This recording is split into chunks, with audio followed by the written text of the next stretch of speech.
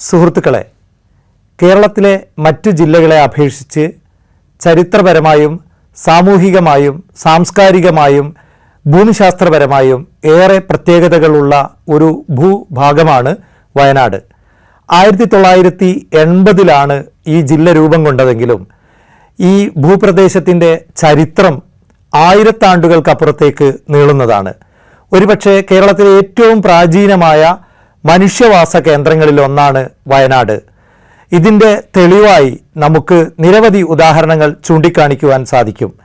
നവീന ശിലായുഗത്തിലെ അവശിഷ്ടങ്ങളും അതേപോലെ തന്നെ ചെറു ശിലായുഗത്തിലെ അവശിഷ്ടങ്ങളും ഒട്ടേറെയുള്ള ഒരു പ്രദേശമാണ് വയനാട് ജില്ല. വയനാട്ടിലെ അമ്പലവയലിനടുത്തുള്ള ഇടക്കൽ ഗുഹയിൽ സ്ഥിതി ചെയ്യുന്ന ലിഖിതങ്ങൾ, അതേപോലെ തന്നെ അവിടുത്തെ ചിത്രങ്ങൾ, ഇവയ്ക്ക് ചരിത്രകാരന്മാർ അതേപോലെ തന്നെ ഗവേഷകരും അനുമാനിക്കുന്നത് 5000 വർഷത്തിലേറെ പഴക്കമാണ്. എടക്കൽ ഗുഹയെക്കുറിച്ച് ആദ്യമായി നടന്ന പഠനം 1896-ൽ എഫ് ഫോസറ്റ് നടത്തിയ ഗവേഷണം. അദ്ദേഹം അതിൻ്റെ ഫോട്ടോ എടുക്കുകയും ഇന്ത്യൻ ആൻറ്റിക്വയറിയിൽ അത് പ്രസിദ്ധീകരിക്കുകയും ചെയ്തപ്പോൾ അതിനെക്കുറിച്ച് ആ ചിത്രം വെച്ചുകൊണ്ട് ഗവേഷണം നടത്തിയ ഹുഡ്സ് അനുമാനിക്കുന്നത് ഇടക്കൽ ഗുഹയിലെ ചിത്രങ്ങൾക്ക് 6000 വർഷത്തിലേറെ പഴക്കമുണ്ടെന്നും അവിടെ എഴുതിയ ലിഖിതങ്ങൾക്ക്, അത് ബ്രാഹ്മി ലിപിയിലാണ് എഴുതിയിട്ടുള്ളത്, അവർക്ക് 2000-ലേറെ വർഷം പഴക്കമുണ്ട് എന്നും ഹുഡ്സ് അനുമാനിക്കുന്നുണ്ട്. 1936-ൽ മാതൃഭൂമി വാർഷിക പതിപ്പിൽ കേസരി ബാലകൃഷ്ണപിള്ള എഴുതിയ ഇടക്കൽ ഗുഹയെക്കുറിച്ചുള്ള ലേഖനത്തിൽ അദ്ദേഹം ഈ ലേഖനങ്ങളെ മുൻനിർത്തിക്കൊണ്ട്, ഈ ചിത്രങ്ങളെ മുൻനിർത്തിക്കൊണ്ട് അനുമാനിക്കുന്നത് ഇടക്കൽ ഗുഹ ചിത്രങ്ങൾക്ക് 6000-ലേറെ വർഷം പഴക്കമുണ്ട് എന്ന് തന്നെയാണ്. അതുപോലെ തന്നെ 1974-ൽ ഇടക്കൽ ഗുഹ സന്ദർശിച്ച സംഘാലിയ, അദ്ദേഹവും ഇതിനെക്കുറിച്ച് ഏറെ എഴുതിയിട്ടുണ്ട്. ചരിത്ര പണ്ഡിതന്മാരായ MGS നാരായണൻ മുതൽ രാജൻ ഗുരുക്കൾ വരെയുള്ളവർ ഇടക്കൽ ഗുഹയെക്കുറിച്ച് അവർക്കുള്ള അനുമാനങ്ങളും മറ്റും അവതരിപ്പിച്ചിട്ടുണ്ട്. ഇവയിൽ നിന്നൊക്കെ വ്യക്തമാകുന്ന ഒരു കാര്യം, ഇവയുടെ കാലപ്പഴക്കം എന്നത് ഏകദേശം 6000 വർഷത്തിലേറെ നീളുന്നതാണ് എന്നതാണ്. ഇടക്കൽ ഗുഹയിലെ ചിത്രങ്ങളെക്കുറിച്ച് ഏറ്റവും പുതിയ പഠനങ്ങൾ മാത്രമല്ല, കേസരി ബാലകൃഷ്ണപിള്ള അടക്കം കാണിക്കുന്നത് അവയ്ക്ക് ഇൻഡസ് വാലി ചിത്രങ്ങളുമായി സൈന്ധവ നദീതട സംസ്കാരത്തിൽ നിലനിന്നിരുന്ന നമ്മളിപ്പോൾ ഉത്ഖനനത്തിലൂടെയും മറ്റും കണ്ടെത്തിയ ചിത്ര അക്ഷരങ്ങളുമായി ഏറെ സാമ്യമുണ്ട് എന്ന് പലരും അനുമാനിച്ചിട്ടുണ്ട്. ഈ അർത്ഥത്തിൽ അവിടെ എഴുതി വെച്ചൊരു വാചകം തന്നെ ബ്രാഹ്മി ലിപിയിൽ പല പുലിതാനന്ദകാരി എന്നാണ് ഒരു വാചകം, പല പുലികളെ കൊന്നവൻ എന്ന അർത്ഥം വരുന്ന ഒരു വാചകം.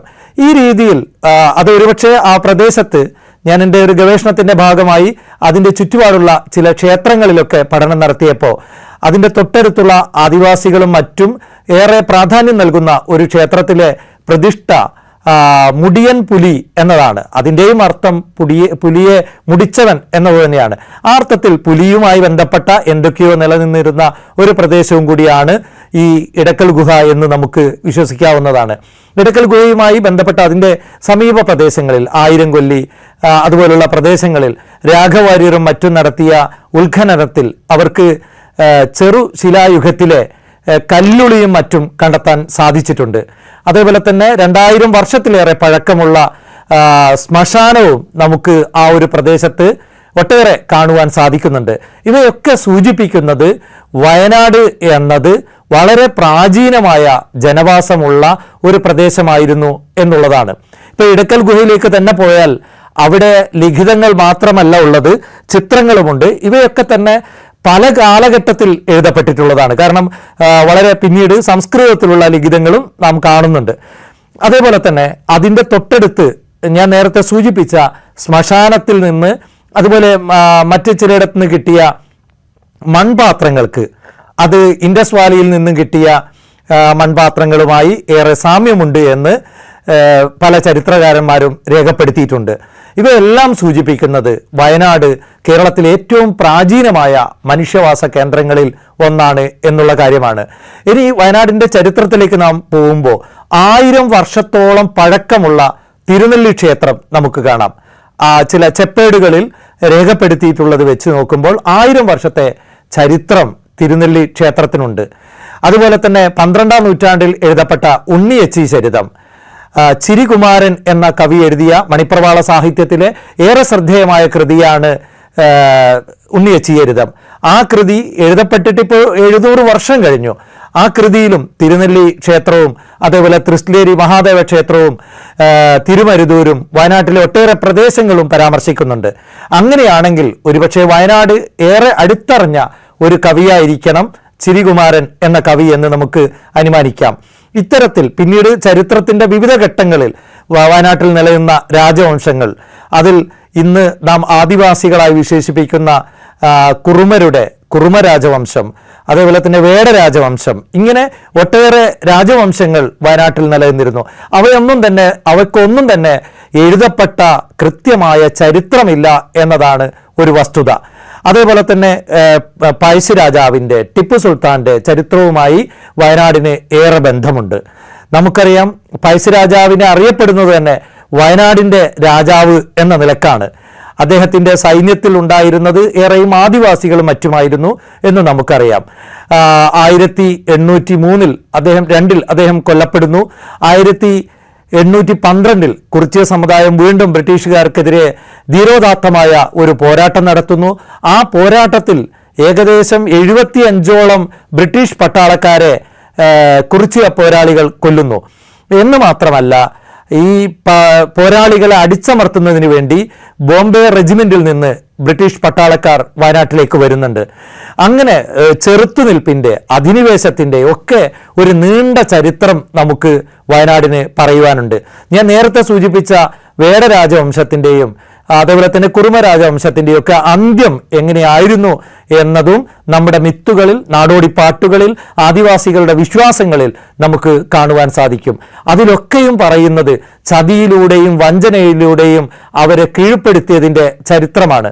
ഒരുപക്ഷെ ഇന്ന് നാം ആദിവാസികളായി പറയുന്ന പല സമൂഹങ്ങളും ഒരു കാലത്ത് അധികാരമുണ്ടായിരുന്ന, വയനാട് പ്രദേശം ഭരിച്ചിരുന്ന ഒരു അധികാരി വർഗമായിരുന്നു എന്ന് നാം കാണുമ്പോൾ എങ്ങനെയാണ് അവരൊക്കെ ചരിത്രത്തിൻ്റെ വിവിധ ദശാസന്ധികളിൽ അകറ്റി നിർത്തപ്പെട്ടത്, അല്ലെങ്കിൽ ഓരം തള്ളി നിർത്തപ്പെട്ടത്, മാർജിനലൈസ് ചെയ്യപ്പെട്ടത് എന്നത് പഠന വിധേയമാക്കേണ്ട ഒരു വിഷയവും കൂടിയാണ്.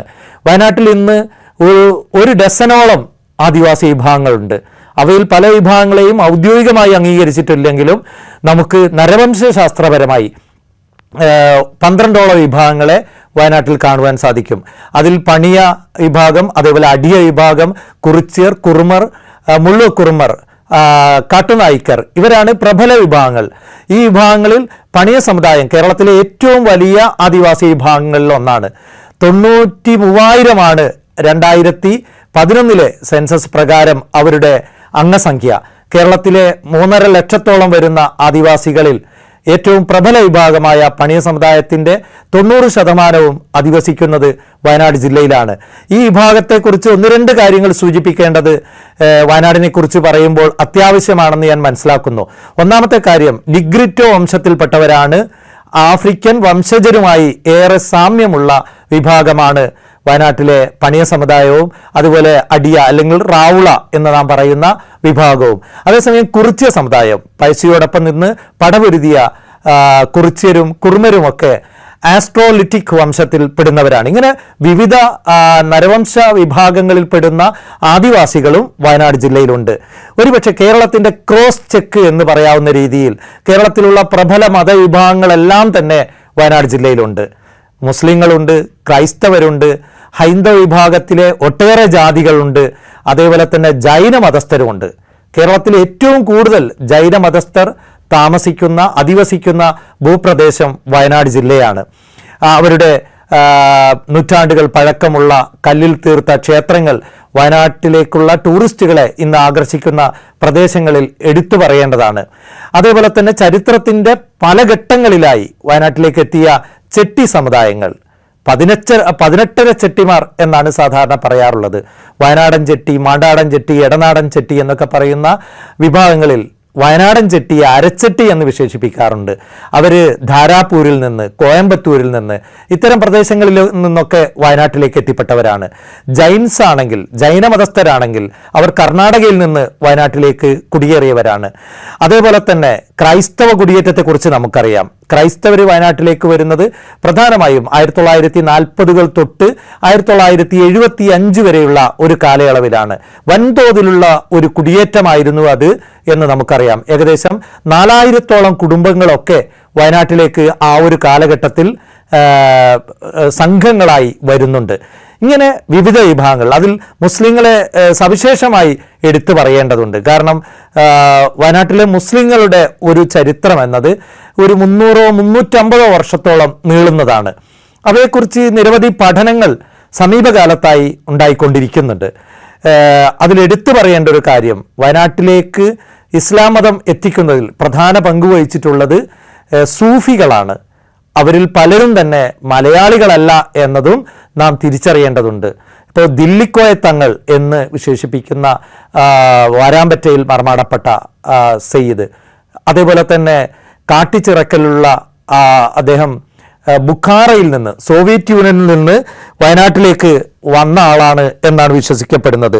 അതുപോലെ കല്യാണത്തും പള്ളിക്കൽ, വയനാടിനെ കുറിച്ച് എഴുതപ്പെട്ട ആദ്യകാല പുസ്തകങ്ങളിലൊക്കെ തന്നെ ആദ്യത്തെ മുസ്ലിം പള്ളി എന്ന് വിശേഷിപ്പിക്കുന്ന കല്യാണത്തും പള്ളിക്കലിൽ മറമാടപ്പെട്ട ഷാഹുൽ മുർത്തള, അതേപോലെ തന്നെ വാരാമ്പറ്റയിലെ സയ്യിദ് അലി അക്ബർ ദില്ലിക്കോയ തങ്ങൾ, ബാവലിയിലെ ബാവ അലി, അതേപോലെ തന്നെ കാട്ടിച്ചിറക്കൽ മക്കാമില് സയ്യിദ് അഹമ്മദ് ജലാലുദ്ദീൻ ബുഖാരി. ബുഖാരി എന്നത് ബുഖാറയിൽ നിന്ന് വന്ന ആൾ എന്ന അർത്ഥത്തിലാണ് സൂചിപ്പിക്കുന്നത്, ആ പേരിൽ തന്നെ. അതേപോലെ കുറ്റിയാടി ചുരത്തിലുള്ള പക്രംതളത്ത് സ്ഥിതി ചെയ്യുന്ന ഫക്രുദ്ദീൻ വലിയ, കൽപ്പറ്റയിലെ അബ്ദുൽ ഹനീഫ് ജിസിസ്ഥാനി, അതേപോലെ വണ്ടയങ്ങാടിയിൽ മറമാടപ്പെട്ട അബ്ദുള്ള ഖൈർ ബലൂചിസ്ഥാനി, നമുക്കറിയാം അതൊക്കെ എവിടെയാണെന്ന്. തവിഞ്ഞാലുള്ള വലിയ മൊക്കാല ഷെയ്ഖ്, ഉള്ളിശ്ശേരിയിലുള്ള അഹമ്മദുൽ മഹ്ബരി, ഉള്ളിശ്ശേരി, ഇങ്ങനെ ഒട്ടേറെ വലിയുകൾ. ഞാനിത് പെട്ടെന്ന് ഓർക്കുന്നത് മഹാപണ്ഡിതനായിരുന്ന കെ അബ്ദുള്ള മുസ്ലിയാർ, നമ്മുടെ തരുവണ സ്വദേശിയായ കെ അബ്ദുള്ള മുസ്ലിയാർ സമസ്ത വയനാട് ജില്ലാ സമ്മേളനത്തിൻ്റെ ഭാഗമായി 80കളിൽ പ്രസിദ്ധീകരിച്ച സോവനിയറിൽ സഞ്ചാരികൾക്ക് ഒരു വഴികാട്ടി എന്ന പേരിൽ എഴുതിയ ലേഖനം എൻ്റെ മനസ്സിൽ കടന്നുപോവുകയാണ്. ഇങ്ങനെ സൂഫികളിലൂടെ വന്ന ഇസ്ലാം, അതേപോലെ തന്നെ കടത്തനാടൻ പ്രദേശത്ത് നിന്ന് വടക്കേ വയനാട്ടിലേക്ക് വന്ന മുസ്ലിങ്ങൾ, ബ്രിട്ടീഷ് പീരീഡിൽ തോട്ടം തൊഴിലാളികളായും മറ്റും കൊണ്ടുവന്ന മലപ്പുറത്ത് നിന്നും കോഴിക്കോട് നിന്നും മറ്റു പ്രദേശങ്ങളിൽ നിന്നൊക്കെ വന്ന മുസ്ലിങ്ങൾ, ഉറുദു സംസാരിക്കുന്ന മുസ്ലിങ്ങൾ, പ്രത്യേകിച്ച് ടിപ്പുവിൻ്റെ പീരീഡിൽ വന്ന മുസ്ലിങ്ങൾ, അതേപോലെ തന്നെ തമിഴ് സംസാരിക്കുന്ന 250 വർഷമെങ്കിലും വയനാട്ടിൽ ചരിത്രം പറയാവുന്ന റാവുത്തന്മാർ, ഇങ്ങനെ പലതരത്തിലുള്ള മുസ്ലിങ്ങളാണ് വയനാട്ടിലുള്ളത്. ഞാൻ നേരത്തെ സൂചിപ്പിച്ച ടിപ്പുവിനെ കുറിച്ച് 1-2 കാര്യങ്ങൾ സൂചിപ്പിക്കേണ്ടതുണ്ട്. നമുക്ക് വയനാടിൻ്റെ ചരിത്രം പറയുമ്പോൾ ഒരിക്കലും തന്നെ മാറ്റി നിർത്താൻ പറ്റാത്ത ഒരാളാണ് ടിപ്പു സുൽത്താൻ. വയനാട്ടിലെ മുസ്ലിങ്ങളുടെ ചരിത്രത്തിൽ ടിപ്പുവിന് സവിശേഷമായൊരു സ്ഥാനമുണ്ട് എന്ന് ഞാൻ വിശ്വസിക്കുന്നില്ല. കാരണം ടിപ്പു വയനാട്ടിൽ പള്ളികളോ അതുപോലുള്ള മറ്റെന്തെങ്കിലും സ്ഥാപിച്ചിട്ടില്ല. പകരം ടിപ്പുവിനെ നമുക്ക് വയനാടിൻ്റെ വികസന ചരിത്രത്തിലാണ് അടയാളപ്പെടുത്തുവാൻ സാധിക്കുക. അദ്ദേഹം സ്ഥാപിച്ച ബാവലിയിലെ പാലം മുതൽ തരുവണ മുതൽ കൽപ്പറ്റയിലേക്കുള്ള റോഡിലുള്ള കുതിരപ്പാണ്ടി വരെയുള്ള റോഡ് വരെയുള്ള നിരവധി റോഡുകളും പാലങ്ങളും ഒക്കെ ടിപ്പു സുൽത്താൻ വയനാട്ടിൽ സ്ഥാപിച്ചിട്ടുണ്ട്. അതിൻ്റെ ഒപ്പം തന്നെ താമരശ്ശേരി ചുരത്തിൻ്റെ ശില്പിയായി MGS അടക്കമുള്ള ചരിത്രകാരന്മാർ, അതേപോലെ തന്നെ ബ്രിട്ടീഷ് ചരിത്രകാരന്മാരൊക്കെ രേഖപ്പെടുത്തിയിട്ടുള്ളത് ടിപ്പുവിൻ്റെ പേര് തന്നെയാണ്. ഈ രീതിയിൽ വയനാടിൻ്റെ വികസന ചരിത്രത്തിൽ എടുത്തു പറയേണ്ട ഒരു പേരാണ് ടിപ്പു സുൽത്താൻ്റേത്. നമുക്ക് ഇങ്ങനെ പറഞ്ഞു പോകുമ്പോൾ പലതരത്തിലുള്ള വൈവിധ്യങ്ങൾ, ഞാൻ നേരത്തെ സൂചിപ്പിച്ചതുപോലെ കേരളത്തിൻ്റെ ഒരു പരിച്ഛേദമാണ് വയനാട് എന്ന് പറയാം. വിവിധ ജാതി സമൂഹങ്ങൾ, അതേപോലെ തന്നെ പ്രബല മതവിഭാഗങ്ങൾ, വ്യത്യസ്ത തരം ഭാഷ സംസാരിക്കുന്നവർ. ഇപ്പോൾ ഞാൻ നേരത്തെ സൂചിപ്പിച്ച 10 അല്ലെങ്കിൽ 12 വിഭാഗത്തിൽപ്പെട്ട ആദിവാസികൾക്ക് തനതായ ഭാഷയുണ്ട്. ഇപ്പോൾ മണിയ ഭാഷയെക്കുറിച്ചും കാട്ടുനായിക്ക ഭാഷയെക്കുറിച്ചൊക്കെ നിരവധി ഗവേഷണ പ്രബന്ധങ്ങൾ സമീപകാലത്തുണ്ടായിട്ടുണ്ട്. അതിൽ നിന്നൊക്കെ മനസ്സിലാകുന്ന ഒരു കാര്യം, വളരെ പദസമ്പന്നമായ ഭാഷകളാണ് ഇവയൊക്കെ തന്നെയും. അതുകൊണ്ട് 10 അതിലധികമോ വരുന്ന ഭാഷകൾ, ഇപ്പോൾ ഉരുടാവ ഗൗഡലു എന്ന ആദിവാസി വിഭാഗം സംസാരിക്കുന്നത് ഏകദേശം കന്നഡ കലർന്ന ഒരു മലയാളമാണ്. ഇങ്ങനെയുള്ള പലതരം ഡയലക്റ്റുകൾ കേരളത്തിൽ ഇപ്പോൾ കടത്തനാടൻ ഏരിയയിൽ നിലനിൽക്കുന്ന സംസാര ഭാഷ, മലപ്പുറത്തെ സംസാര ഭാഷ, കൊടുവള്ളി കോഴിക്കോട് പ്രദേശങ്ങളിൽ സംസാരിക്കുന്ന സംസാര ഭാഷ, അതേപോലെ തന്നെ കോട്ടയത്ത് നിന്ന് ക്രിസ്ത്യാനികളും മറ്റും വന്നപ്പോൾ ക്രിസ്ത്യാനികളുടെ ഒപ്പം തന്നെ മുസ്ലിങ്ങളും വരുന്നുണ്ട്. ഇവരൊക്കെ സംസാരിക്കുന്ന കോട്ടയം അല്ലെങ്കിൽ മധ്യ തിരുവിതാംകൂറിലെ സംസാര ഭാഷ, ഇവയൊക്കെ ചേരുന്ന ഒരു സാകല്യമാണ് വയനാടിൻ്റെ ഭാഷ എന്ന് വേണമെങ്കിൽ നമുക്ക് പറയാം. ഇതിൻ്റെ കൂടെ തന്നെ വയനാടിൻ്റെ രുചിഭേദങ്ങളെക്കുറിച്ചും നാം പറയേണ്ടതാണ്. കേരളത്തിൽ മറ്റെവിടെയും ഇല്ലാത്ത ഒരു ഭക്ഷ്യ സംസ്കാരവും വയനാട്ടിനുണ്ട്. അത് ഏറെ വൈവിധ്യങ്ങൾ നിറഞ്ഞതാണ്. ഞാൻ നേരത്തെ സൂചിപ്പിച്ച ആദിവാസി വിഭാഗങ്ങൾക്ക് ഏറ്റവും തനതായ ഭക്ഷ്യ സംസ്കാരമുണ്ട്, ക്രൈസ്തവർക്കുണ്ട്, മുസ്ലിങ്ങൾക്കുണ്ട്. മുസ്ലിങ്ങളിൽ തന്നെ വടക്കേ വയനാട്ടിലും തെക്കേ വയനാട്ടിലും വ്യത്യസ്തമായ രുചിക്കൂട്ടുകളുണ്ട്. അങ്ങനെ എടുത്തു നോക്കുമ്പോൾ ഭക്ഷണത്തിൽ, ഭാഷയിൽ, നമ്മൾ ഡയലക്റ്റ് എന്ന് പറയുന്ന ഭാഷാഭേദങ്ങളിൽ ഇവയിലൊക്കെ തന്നെ നമുക്ക് വളരെ വ്യത്യസ്തമായ സംസ്കാര വൈവിധ്യം കാണുവാൻ സാധിക്കും. ഇപ്പോൾ നമ്മൾ ഇന്ന് സംസാരിച്ചു കൊണ്ടിരിക്കുമ്പോൾ കേരളത്തെ അല്ലെങ്കിൽ ലോകത്തെ നടുക്കിക്കൊണ്ട് വയനാട് ജില്ലയിൽ വലിയ ഒരു പ്രകൃതി ദുരന്തം തന്നെ ഉണ്ടായിരിക്കുകയാണ്. ഉരുൾപൊട്ടൽ, 100ഓളം ആളുകൾ, ഏകദേശം 100ൻ്റെ അടുത്തു തന്നെ ആളുകൾ മരണപ്പെട്ടു കഴിഞ്ഞു എന്ന ദുഃഖകരമായ വാർത്തയുടെ പശ്ചാത്തലത്തിൽ കൂടിയാണ് ഞാൻ ഇന്ന് സംസാരിക്കുന്നത്. അങ്ങനെ വയനാടിൻ്റെ പരിസ്ഥിതി എന്നതും നാം ഇന്ന് ഏറെ ചർച്ച ചെയ്യേണ്ടതാണ്.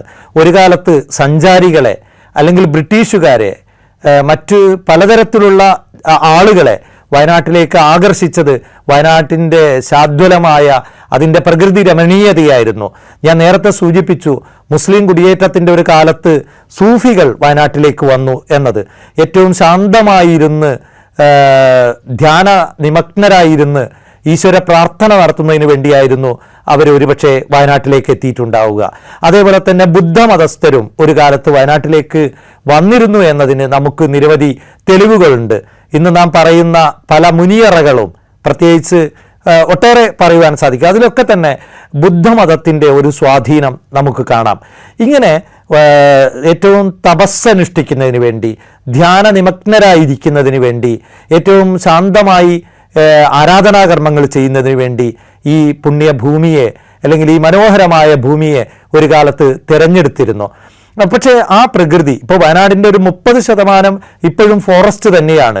പക്ഷേ ഒരു ഭാഗത്ത് കാട് കുറഞ്ഞുകൊണ്ടേയിരിക്കുന്നു, ചൂട് വർദ്ധിച്ചു കൊണ്ടേയിരിക്കുന്നു, കാലാവസ്ഥയിൽ വലിയ ചേഞ്ച് വന്നുകൊണ്ടിരിക്കുകയാണ്. ഈ ഒരു സമയത്ത് നാം അതുകൂടി ചർച്ച ചെയ്യേണ്ടതുണ്ട്. വയനാടിൻ്റെ പ്രകൃതി എന്നത് അതുകൂടി സംരക്ഷിക്കുക എന്നത് വയനാടിൻ്റെ നിലനിൽപ്പുമായി ബന്ധപ്പെട്ട അടിസ്ഥാനപരമായ ഒരു വിഷയമായി ഞാൻ കാണുകയാണ്. അത് കേവലം ഒരു കാടിൻ്റെ നശീകരണം മാത്രമല്ല, ഒട്ടേറെ പ്രകൃതി ദുരന്തങ്ങൾ വയനാട് അടുത്ത കാലത്ത് അഭിമുഖീകരിച്ചിട്ടുണ്ട്. പണ്ടൊക്കെ പറഞ്ഞിരുന്നത് വയനാട് കാൽവിരലുകൊണ്ട് ഒന്നമർത്തിയാൽ വെള്ളം കിട്ടുന്ന പ്രദേശം എന്നൊക്കെ പറഞ്ഞിരുന്നു. പക്ഷേ ഇപ്പോൾ വേനൽക്കാലമാകുമ്പോൾ വിണ്ടുകീറുന്ന അവസ്ഥ, അതേപോലെ തന്നെ കാലാവസ്ഥയിൽ വരുന്ന വലിയ ചേഞ്ച്, മഴയുടെ അളവ് കൂടുന്നതും കുറയുന്നതും പല രീതിയിലാണ് പ്രകൃതി ഇപ്പോൾ പ്രതികരിച്ചു കൊണ്ടിരിക്കുന്നത്. അതിനൊക്കെ കാരണം നാം തന്നെ വരുത്തിയ, സാധാരണ പറയാറുണ്ട് മനുഷ്യൻ ഭൂമിയുടെ ക്യാൻസറാണെന്ന്.